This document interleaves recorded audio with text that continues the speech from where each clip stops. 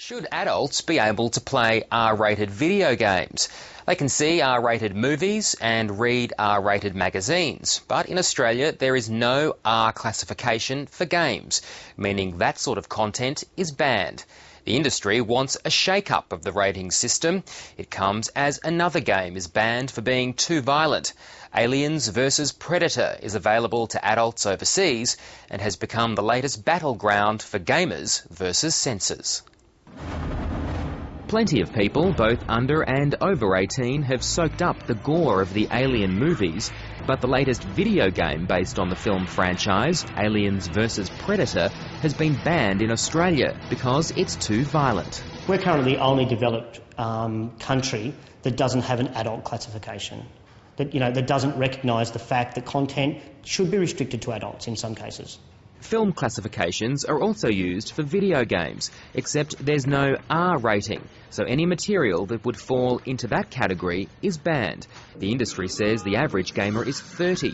Gary Farrow is 42 and says he should have the same choices as adults overseas.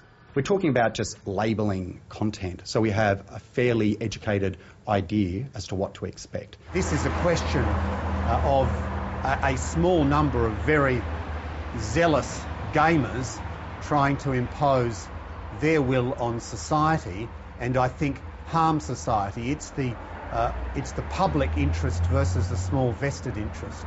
Any changes to the rating system needs the agreement of all state and federal attorneys general. But South Australia's Michael Atkinson vetoed the last attempt.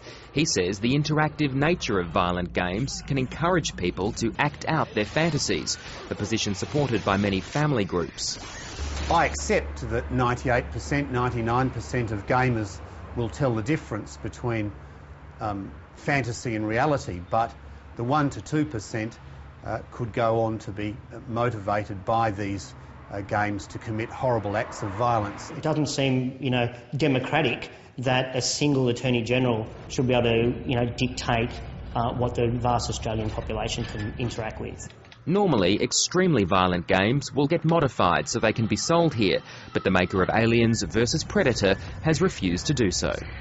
You don't need to be playing a game in which you impale, decapitate and dismember people.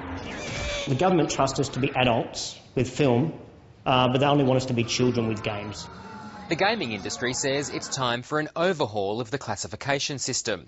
It says bans ultimately are ineffective because thanks to online shopping, legal and illegal file sharing, players who really want the banned game will find a way to get it. Adrian, Raschella, ABC News.